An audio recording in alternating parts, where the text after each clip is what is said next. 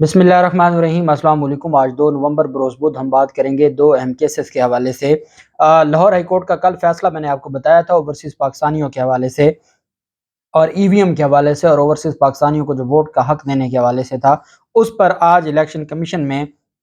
अहम इजलास हुआ है और बिल आखिर लाहौर हाई कोर्ट का जो डंडा है वो काम कर गया है और अल्टीमेटली इलेक्शन कमीशन तैयार हो गया है ओवरसीज पाकिस्तानियों को हक देने के हवाले से। मैंने आपको बताया था कि लाहौर हाई कोर्ट ने इतना बड़ा स्टैंड ले लिया है कि इनके पास और कोई ऑप्शन नहीं है और कई दफ़ा इलेक्शन कमीशन के हुकाम अदालत से अपनी इज्जत अफजाई करवा के निकले हैं और अहम तफसीलात जो मैं आपके साथ शेयर करूँगा और साथ हम बात करेंगे FIA को जो सोशल मीडिया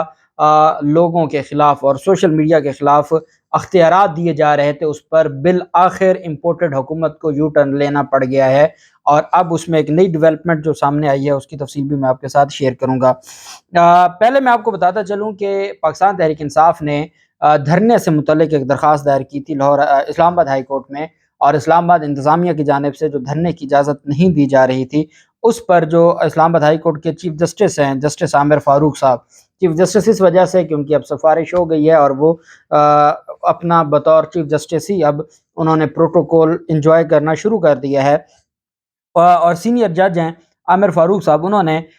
इस्लामाबाद में जलसा और धरने की इजाज़त ना मिलने के हवाले से पाकिस्तान तहरीक इंसाफ की दरख्वास्त पर समाअत की। पाकिस्तान तहरीक इंसाफ ने कहा कि हमने सुप्रीम कोर्ट ऑफ पाकिस्तान के अहकामात की रोशनी में जो सुप्रीम कोर्ट ने हमें जगह अलॉट की है हम वहाँ पर अपना धरना या एहतजाज करना चाहते हैं, लेकिन हमें हुकूमत इजाज़त नहीं दे रही और लीतो लाल से काम कर रही है और हमारे लिए बड़ा मुश्किल हो गया है कि हमारा हक है, फंडामेंटल राइट है, बुनियादी हक है और हम ये चाहते हैं कि इन सारी चीज़ों को मद्देनज़र रखते हुए हमें हमारा हक दिया जाए। जस्टिस आमिर फारूक साहब ने कहा कि आपने कोई दरख्वास्त रिटन दरख्वास्त भी दी है, आपकी कोई मुलाकात भी हुई है, उस पर बताया गया कि बाकायदा हमने दरख्वास्त दी है, उस पर हेयरिंग हुई है, हमें हमसे कुछ सवालात पूछे गए थे, हमने उनका जवाब रिटन तौर पर दिया और उसके बावजूद वो हमें इजाज़त देने को तैयार नहीं है। तो इस पर जो पाकिस्तान तहरीक इंसाफ के वकील ने कहा कि PTI ने हकीकी आज़ादी मार्च के लिए NOC के लिए दरख्वास्त दी थी, इंतज़ामिया इस मामले को लटका रही है। इस पर जस्टिस आमिर फारूक साहब ने अदालत अब क्योंकि इसमें 6-7 नवंबर का कहा गया था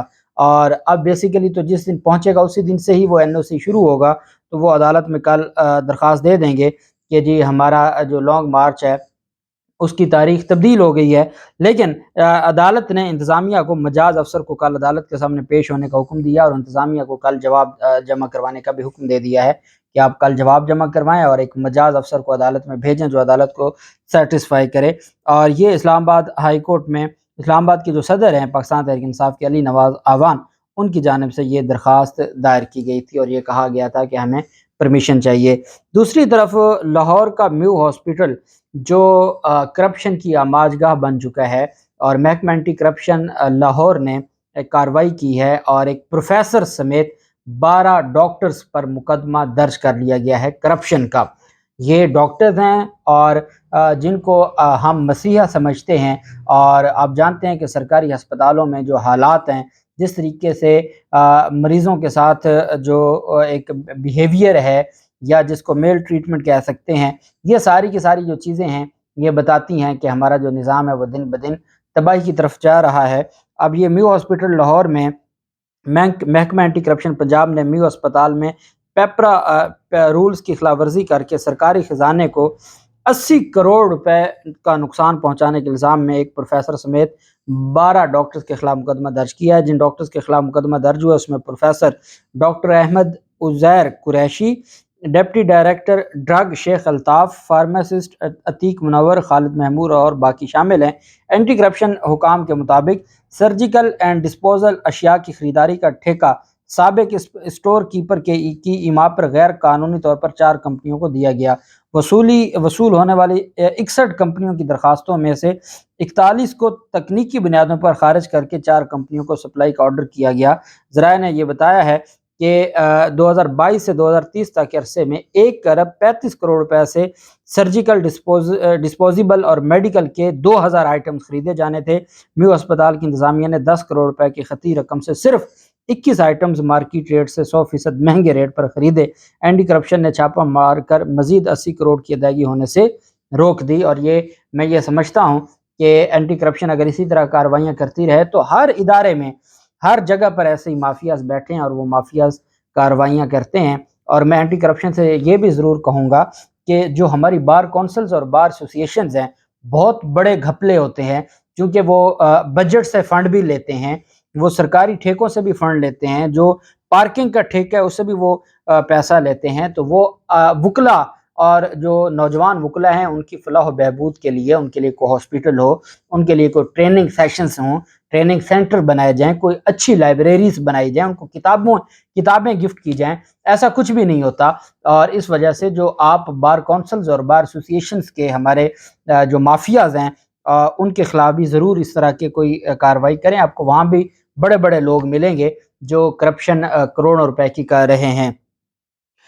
دوسری طرف حکومت نے ایف آئی اے کو سوشل میڈیا پر اختیارات دینے کے حوالے سے جو معاملہ ہے، چونکہ اس معاملے پر سوشل میڈیا کے اوپر یہ آواز، یہ بیسیکلی ایک باریک واردات تھی، یہ خاموشی سے یہ سارا کچھ کر رہے تھے۔ پہلے تو یہ باتیں تھیں ان کی خبروں میں، مختلف اخبارات میں یہ چیزیں آ رہی تھیں، لیکن کل ان کی طرف سے باقاعدہ یہ سمری کابینہ میں بھجوائی گئی تھی، جس کے اوپر ہم نے بات کی۔ پھر سوشل میڈیا کے اوپر جو عوام ہے، عوام نے اس کے اوپر سخت رد عمل دیا کہ آپ نے اگر سوشل میڈیا پر بھی آپ نے پابندی لگانی ہے، الیکٹرانک میڈیا آپ پہلے خرید چکے ہیں، پرنٹ میڈیا آپ کی مرضی سے قلم چلتا ہے صحافی کا، تو پھر بتا دیں سوشل میڈیا پر بھی آپ نے پابندی لگانی ہے یا آپ نے ایف آئی اے کو اختیارات دینے ہیں، تو پھر تو آپ کو ایف آئی اے، اگر F I A social media کے خلاف کارروائی کرنے لگ گیا تو ایک دن میں تو آپ کو ہزاروں کیسز درج کرنے پڑیں گے۔ تو یہ کیا تماشا ہے؟ اس پر پھر صحافیوں کو بھی غیرت دلائی گئی کہ آپ پیک آرڈیننس کے خلاف تو بہت بولتے تھے، یہاں بھی غیرت کھائیں، انہوں نے بھی بولنا شروع کر دیا۔ تو اس بنیاد پر اب جو حکومت ہے، وہ حکومت نے ایف آئی اے کو سوشل میڈیا پر اختیارات دینے پر یو ٹرن لیتے ہوئے کہا ہے کہ اس سے متعلق صحافی برادری سے مشاورت ہم کریں گے، اور صحافی برادری سے مشاورت کا فیصلہ کیا گیا ہے۔ رانا ثناءاللہ نے کہا ہے کہ بل کے ذریعے آزادی اظہار رائے پر قدغن لگے گی تو حکومت بل واپس لے گی۔ سوشل میڈیا میں کچھ ایسی چیزیں ہیں جن کو کنٹرول کرنا چاہیے۔ سوشل میڈیا کے ذریعے لوگوں کی پرائیویٹ زندگی کو نقصان پہنچایا جا رہا ہے، یہ ایک سنجیدہ معاملہ ہے۔ اندیشہ ہے کہ آزادی اظہار رائے کو نقصان نہ پہنچے۔ اظہار رائے کی آزادی کو برقرار رکھتے ہوئے میڈیا اور صحافتی تنظیموں سے ہم رہنمائی لیں گے۔ جب ان سے یہ پوچھا گیا کہ سوشل میڈیا میں اختیارات میں تبدیلی حکومت لا رہی ہے یا کوئی اور لا رہا ہے، اس پر رانا ثناءاللہ نے کہا بل تو پارلیمنٹ میں حکومت لا رہی ہے، سوشل میڈیا سے متعلق ایف آئی اے کو اختیارات منتقلی پر ابھی مباحثہ ہوگا اور یہ معاملات اتنے آسان نہیں ہیں۔ لیکن آپ جانتے ہیں کہ یہ جو ساری چیزیں ہیں جو آئین اور قانون کے مطابق اگر اس طریقے سے انہوں نے آواز بندی شروع کر دی، میں ایک بات تو پہلے کہتا ہوں کہ ہمارے ملک میں جو فنڈامنٹل رائٹس ہیں ان کو ویسے ہی ختم کر دیا گیا ہے، اور اس میں جو آزادی اظہار رائے کا تھا اس کی حد تک تو ویسے ہی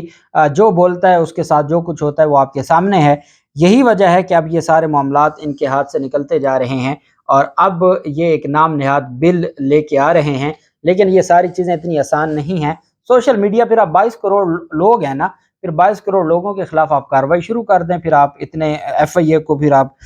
ہر ضلع میں ہر تحصیل میں پھر آپ بنائیں، پھر ان کے تھانے، ایک ایک تحصیل میں 4 تھانے بنائیں اور پھر آپ کریں پھر سوشل میڈیا کے خلاف کارروائی۔ خدا کا خوف کریں، پوری دنیا میں آزادی اظہار رائے میں مزید حقوق دیے جا رہے ہیں اور آپ پہلے سے جو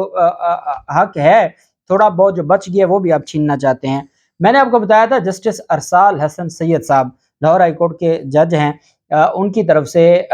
یہ فیصلہ دیا گیا تھا اور لاہور ہائی کورٹ نے کہا تھا کہ جو آپ اربوں روپے سالانہ آپ لیتے ہیں اور یہ اوورسیز پاکستانی آپ کو پیسے دیتے ہیں اور جب ان کی باری آتی ہے ووٹ کی تو آپ کو موت پڑتی ہے اور آپ کو یہ تکلیف ہوتی ہے کہ آپ ان کو ووٹ دیں۔ تو بہرحال بڑی لمبی ڈسکشن ہوئی تھی اور سیکرٹری کمیشن بھی پیش ہوئے تھے ایک تاریخ پر، انہوں نے بھی اپنی ساری تفصیلات بتائی تھیں۔ بہرحال جب لاہور ہائی کورٹ نے کہا کہ آپ کو ووٹ کا حق تو دینا پڑے گا اور اس کے لیے آپ کو جو سسٹم ہے وہ بھی بہتر کرنا ہوگا، بغیر سسٹم کو بہتر کیے آپ نہیں اس چیز کو لوگوں کو حق دے سکتے، تو لاہور ہائی کورٹ نے فائنل رپورٹ طلب کی تھی کہ اب تک آپ نے عملی اقدامات کیا کیے ہیں، اس کی رپورٹ جمع کروائیں۔ اس پر آج اجلاس ہوا ہے چیف الیکشن کمشنر کی سربراہی میں الیکشن کمیشن میں۔ اب الیکشن کمیشن نہیں چاہتا کہ الیکٹرانک ووٹنگ مشین ہو، الیکشن کمیشن نہیں چاہتا کہ اوورسیز پاکستانیوں کو حق ملے، لیکن چونکہ اب معاملہ لاہور ہائی کورٹ میں ہے اور لاہور ہائی کورٹ کے جو ججز ہیں وہ اس معاملے پر بہت سیریس ہیں اوورسیز پاکستانیوں کو لے کے وہ اس معاملے پر بہت زیادہ اپنی جو ایک ان کی عوام کے لیے 1 کروڑ پاکستانی ہیں اوورسیز جن کو ان کا حق نہیں دیا جا رہا، تو وہ اس معاملے کو دیکھ رہے ہیں۔ بہرحال آج چیف الیکشن کمشنر کی زیر صدارت اجلاس ہوا۔ سیکٹری الیکشن کمیشن نے اوورسیز پاکستانیوں کے لیے الیکٹرانک ووٹنگ مشین اور اوورسیز ووٹنگ پر پیش رفت سے متعلق بریفنگ دی۔ آج ایک بات چیف الیکشن کمشنر کو بھی ماننی پڑ گئی کہ ووٹنگ مشین انتخابی عمل میں جدید ٹیکنالوجی کو ہمیں اپنانا ہوگا، اس کے بغیر ہم دھاندلی ختم نہیں کر سکتے۔ یہ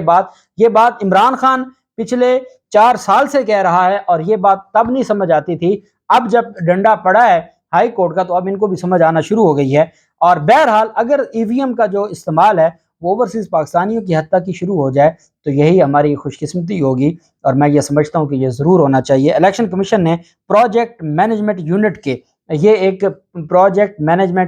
بنایا تھا۔ اب تک اقدامات پر جو رپورٹ ہے وہ پیش کی گئی، اور الیکشن کمیشن نے اطمینان کا اظہار کیا کہ ہم عدالت کو بتانے کے قابل ہوں گے کہ پروجیکٹ مینجمنٹ یونٹ کے لیے فنڈز کی فراہمی سے متعلق جو چیزیں ہیں وہ ہم کر رہے ہیں۔ اب صرف حکومت نے فنڈز جاری کرنے ہیں، اور حکومت جیسے فنڈز جاری کرے گی تو ہم یہ خریداری کر کے ہم تیار ہو جائیں گے۔ ہم نے کام ورکنگ کر لی ہے کہ ہم اوورسیز پاکستانیوں کو ای وی ایم کے ذریعے ان کا جو ووٹ کا حق ہے وہ بہتر طریقے سے دے سکیں۔ چیف الیکشن کمشنر نے کہا کہ ای وی ایم اوورسیز کی ووٹنگ کا تقدس، رازداری اور الیکشن کی ساکھ کا خیال رکھنا ضروری ہے۔ انتخابی عمل میں جدید ٹیکنالوجی کو ہمیں بالآخر اپنانا ہی ہوگا۔